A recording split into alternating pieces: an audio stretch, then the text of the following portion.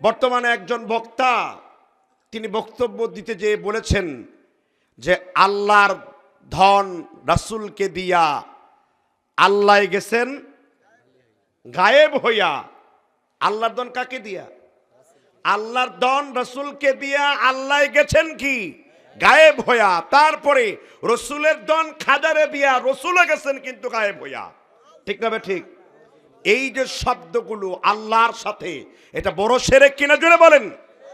এই বেটা তো সেই বেটা, এই বক্তা তো সেই বক্তা, এই মৌলবী তো সেই খাট হুজ্জত মৌলবী, আদতেই খাট পূজারি।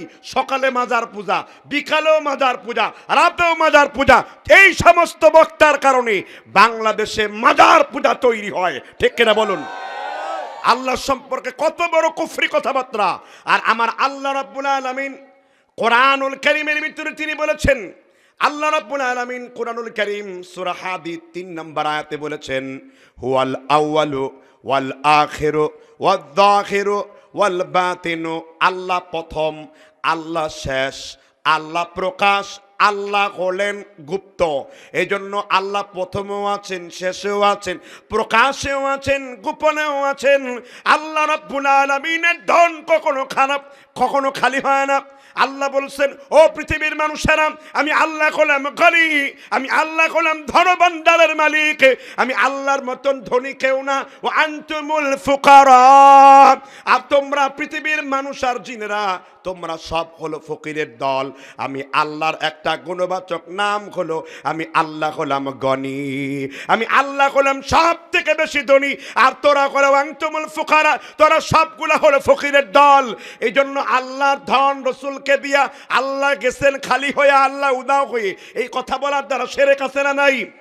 যেই বক্তা এই কথা বলেছে, এই বক্তা তওবা না করা পর্যন্ত ওর বউ অটো তালাক হয়ে গেছে, মুসলমান জাতির সাথে কোনো সম্পর্ক নাই। এগুলো দ্বারা শিরক উৎপন্ন হয় কিনা জোরে বলেন। সুন্নিয়তের নামে এই মাজার পূজা চলবে না। সুন্নিয়তকে রাখতে হবে অবশ্যই খাঁটি, সুন্নিয়তকে রাখতে হবে কবর মাজার পূজা মানে মুক্ত, সুন্নিয়তকে রাখতে হবে রাসূলুল্লাহ সাল্লাল্লাহু আলাইহি সাল্লামের সুন্নাহ যুক্ত। কোন সাহাবী, কোন তাবেঈ এইরকম কাসিদা কথা বলেন নাই। আর আমরাও এটার একটা সুন্দর একটা কবিতা বানাইছি, শুনবেন কিনা? শয়তানের ধন তাহরিরে দিয়া শয়তান গেছে উদাও হইয়া, কেউ ফিরে না ইমান নিয়ে তাহেরি সাহেবের মাহফিল শুনে। ঠিক না? ঠিক। কেউ ফিরে না ইমান নিয়ে তাহেরি সাহেবের মাহফিল শুনে। ইমান থাকলে সে আরো বেঈমান হয়, সুন্নতি থাকলে সে আরো বেদাতি হয়। কেউ যদি আল্লাহকে সেজদা দেয়, ওই ব্যক্তি পীরের পায়ে সেজদা দেওয়া শিখে। ঠিক না বলেন?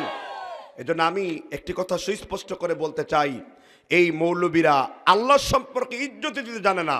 আল্লাহ সূরা জুমারের কোরআনুল কারীম এর ৬৭ নম্বর আয়াতে বলেছেন, ওমা কদরাল্লাহ হাক্কা কদরিহি, তোমরা আল্লাহকে যথাযোগ্য যেই রকম মর্যাদা দেওয়া দরকার, হাক্কা কদরিহি, ওইভাবে তোমরা আল্লাহকে মর্যাদা দাওনি।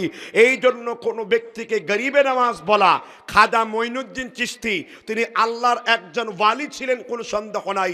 তিনি কোনোদিন নবীজির সুন্নত পরিত্যাগ করে নাই। তবে আজমির শরীফের নামে গাঁদার মেলা দিয়ে, তার নামে কাশিদা এইরকম লাফালাফি করে যারা এগুলো প্রমোট করে, তারা খাজা মঈনুদ্দিন চিশতিকে অপমানিত করে। তিনি পৃথিবীর বিরুদ্ধে লড়াই করে ভারতবর্ষে তাওহীদের পতাকা গেড়েছিলেন। মাজার পূজা, খানকা পূজা, খাত পূজা এগুলো তিনি তৈরি করে যান নাই। ঠিক না? ঠিক। আবার দেখলাম এই মৌলবীর মাথায় কালো একটা টুপি, এটা শিয়াদের টুপি। এক পাশে আলী লেখা, এক পাশে হাসান হুসাইন লেখা। শিয়ার সাথে এই বেটার আকীদার কোনো পার্থক্য নাই। শিয়ারা পাক পঞ্চাতন আকীদা বিশ্বাস করে, আলী, হাসান, হুসেইন, ফাতেমা, মুহাম্মদ সাল্লাল্লাহু আলাইহি সাল্লাম। এইরকম পাক পঞ্চাতন আকীদায় বিশ্বাস করে কারা? শিয়ারা। এই জন্য যারা আজকে বর্তমানে, সবাই না, সুন্নিদের মধ্যেও অনেক বড় আলেম রয়েছেন, সুন্নিদের মধ্যেও অনেক ভালো রয়েছেন যারা কবর মাজার সেজদা থেকে ফিরে রয়েছেন, কিন্তু এদের মধ্যে এক অংশ রয়েছেন বিশেষ করে যারা আলা হযরত আহমদ রাজা খান বেরেলির অনুসারী। এই রাজা খান বেরেলির অনুসারীরা কবর মাজার পূজার দিকে মানুষকে আহ্বান করে, আল্লাহ এবং তার নবীর দিকে আহ্বান করে না। এদের আকীদা শিয়াদের সাথে মিলে গেছে। এদের আকীদা দেখে মনে হয় এরা শিয়াদের মায়ের কুলের পুত্র, শিয়াদের আপন ভাইয়ের মতন। ঠিক না ঠিক? এজন্য আমি বলবো অবিলম্বে এই বক্তাকে তওবা করতে হবে এবং সুন্নি যত আলেম আছেন সকলকেই এই রকম শিরকের বিরুদ্ধে, আল্লাহ তৌহিদের বিরুদ্ধে যে কথা বলেছে এই কথা থেকে উড্ড করতে হবে। যদি না করা হয়, আমরা যারা সহি আকীদার অনুসারীরা আছি, আমরা এর মাধ্যমে জাতিকে সতর্ক করে দিলাম যেন এই রকম বক্তার দ্বারা বিভ্রান্ত না হয়। রাসূল বলেছেন কিয়ামতের পূর্বে এক শ্রেণীর বক্তা তৈরি হবে, আম কাঠের তক্তা, যারা লিইদহিকা বিহিল কওমা, যারা মানুষকে হাসাবার জন্য বক্তব্য করবে। ওয়াইলুল্লাহু, রাসূল বলেছেন তারা ধ্বংস হোক, তারা ধ্বংস হোক। এই জন্য গরিবে নামাজ, গরিবদের হাজত যিনি পূরণ করতে পারেন তাই তিনি কে? সুতরাং এইরকম লাকব আমরা আল্লাহর ক্ষেত্রে লাগাবো। আর আব্দুল কাদের জিলানী জীবনে কোনোদিন আমার নবীর কোন সুন্নত পরিত্যাগ করেন নাই। কিতাব লিখেছেন কিতাবুল গুনিয়া, আরেক নাম হলো গুনিয়াতুত তালিবিন। ইমামে আব্দুল কাদের জিলানীর মৃত্যুর প্রায় 250 বছর পরে গাউস ইবনে জিলান নামের একজন ব্যক্তি সর্বপ্রথম তরিকায়ে কাদেরি তিনি চালু করেছেন। এই জন্য যারা বলে আমরা তরিকায়ে কাদেরি, আমরা বলি তোমরা তরিকায়ে কাদেরি না, তোমরা তরিকায়ে পাদ্রি। পাদ্রি বুঝেন তো? একটা কাদেরি আরেকটা কি বলে না তাহিরুল কাদরি। আমি বলি ভাই তাহিরুল কাদরি নেই, তাহিরুল পাদ্রি। খ্রিস্টান পাদ্রিদের যে আকীদা, এই সমস্ত লোকদের সেই আকীদা। খ্রিস্টান পাদ্রীরা যে ধর্ম বিশ্বাস করে এরা ওই একই ধর্ম বিশ্বাস করে। ঠিক না ঠিক? তাহলে আল্লাহ ছাড়া কাউকে গরিবে নওয়াজ, খাজা নওয়াজ, আতা বক্স, গঞ্জে বক্স, আরো নাম লম্বা নাম, হাজরত রওয়া, মুশকিলে কুশা, ফানায়ে মিল্লা, বকায়া বিল্লা, মুজাদ্দেদে জামান, কুতুবে দাওরান, শাহ সুফি, মাহবুবে খোদা, পীরে খোদা, হক্কানি, গায়ে আমার সুলকানি, পীরে খোদা, কুতকুতানি, 28 লম্বা তার নাম।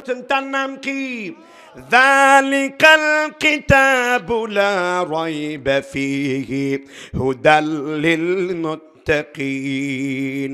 আল্লাহ বলেছেন এমন একটা কিতাব নাজিল করলাম যারা কিনা হেদায়েতের পথে চলবে, যারা কিনা মুত্তাকি, আল্লাহকে ভয় করে চলবে, তাদের জন্য কোনো চিন্তা নাই। আমি আল্লাহ তাদের জন্য আমার কোরআনে সংশয়ের কোনো লা রাইবা ফি, কোনো সন্দেহ নাই। একমাত্র ভুল মুক্ত যদি কোনো কিতাব থাকে সেটা হলো আমার আল্লাহ রাব্বুল আলামিনের কোরআন। ঠিক না ঠিক? আর কোনোদিন এইরকম কথা বলা যাবে না, মহাভারতটাকে অশুদ্ধ হয়ে যাবে। বাংলা ভাষায় আরো কিছু আছে, নেতা সাহেব অমুক দল করেন, ক খ গ উম্ম চ, বিভিন্ন দল, ইটন পাটাতল, আরো আছে না দল, বিভিন্ন দল করতে পারেন। কস্তুরী এক দল, তাই না? এরকম দল করতে পারেন। আল্লাহর সাথে সাক্ষাৎ করতে চাইলে 2টি কোয়ালিটি অর্জন করতে হবে। কয়টি কোয়ালিটি? আল্লাহ সূরা আল কাহফের এর সর্বশেষ 110 নম্বর আয়াতে আল্লাহ বলেছেন, ফামান কানা ইয়ারজু লিকা রাব্বিহি ফালইআমাল আমালান সালিহান ওয়ালা ইউশরিক বিইবাদাত আসনা নাই। আল্লাহ বলেছেন কেউ যদি আল্লাহর সাথে সাক্ষাৎ করতে চাও, তোমরা তোমাদের আমলের মধ্যে তোমরা নেক আমল করো, আর কোনো আল্লাহর ইবাদতের মধ্যে কোনো শিরকে লিপ্ত হয়ো না। আল্লাহর সাথে সাক্ষাৎ করতে চাইলে 2টা শর্ত, এক হলো আমলের মধ্যে নেক আমল করবা, আরেকটা হলো আল্লাহর ইবাদতের ভেতরে আল্লাহর সাথে কোনো শিরক তোমরা করতে পারবা না।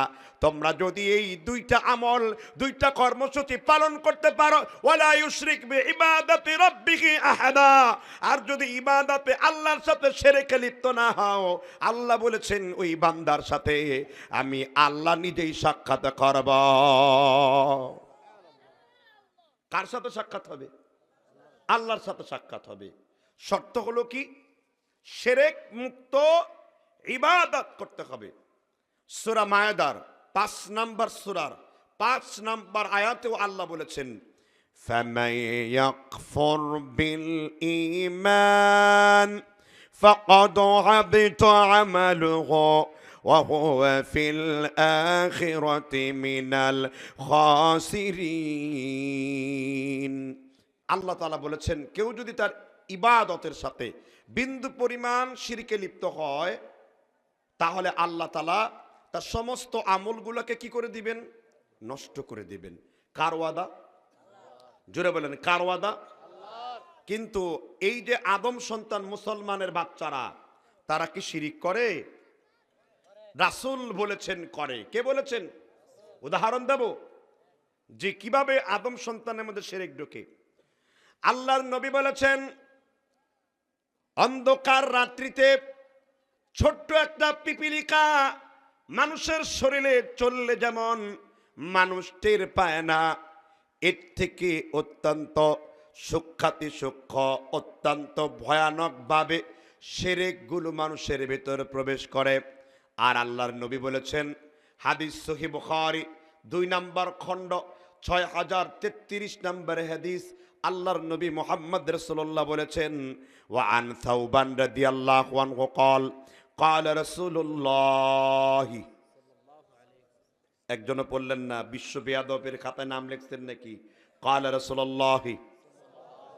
যখনই বলবো قال রাসূলুল্লাহ কি বলবেন সাল্লাল্লাহু আলাইহি ওয়াসাল্লাম। ঠিক কিনা বলেন? আল্লাহর নবী বলেছেন সাউবান রাদিয়াল্লাহু তাআলা আনহু বর্ণনা করেছেন আল্লাহর নবী তিনি বলেছেন লা তাকুমুস সাআ, ওই পর্যন্ত এই দুনিয়া ধ্বংস হবে না হাত্তা তালহাকা কবাইলু মিন উম্মতি বিল মুশরিকিন, যেই পর্যন্ত আমার উম্মতেরা মুশরিকদের সাথে মিলিত না হবে, হিন্দুদের সাথে মিলিত না হবে। হিন্দুরা যেমনে সালাম দেয় ওইভাবে মুসলমানরাও দেবে। হিন্দুরা যেই রকম আগুনের পূজা করে ওইভাবে তারাও পূজা করবে। হাত্তা তা'বুদাল আওসান, নবী বলেছেন হিন্দুরা যেমনি ভাবে মূর্তি পূজা করবে তোমরা অমনি ভাবে মূর্তি পূজা করবে। ঠিক কিনা বলেন?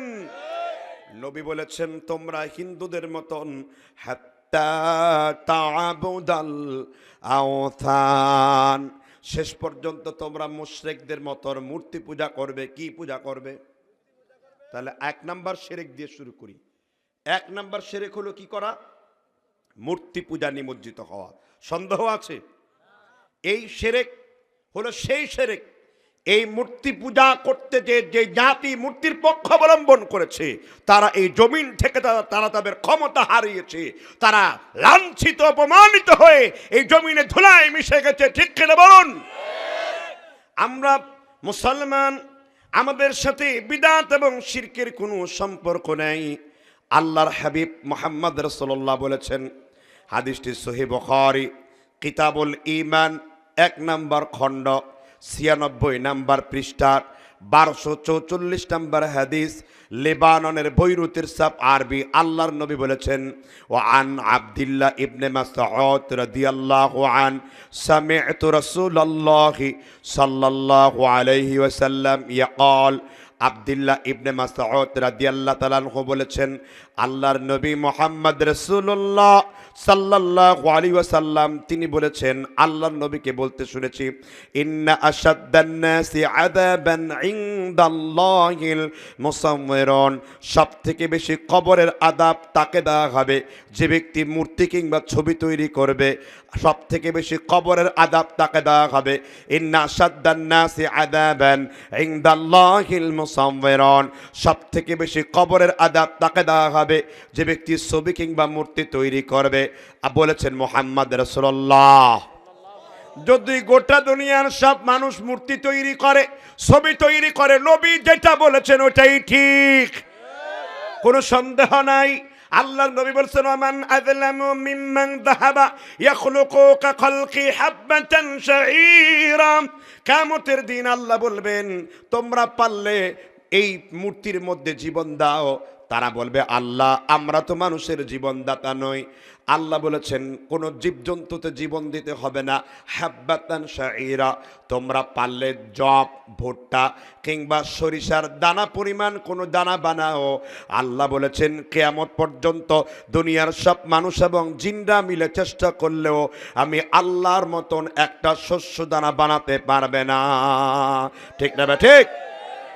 তাহলে সেই মূর্তি পূজা সব থেকে বড় শিরক, ঠিক না ঠিক? এজন্য এখান থেকে আমাদের বেঁচে থাকতে হবে।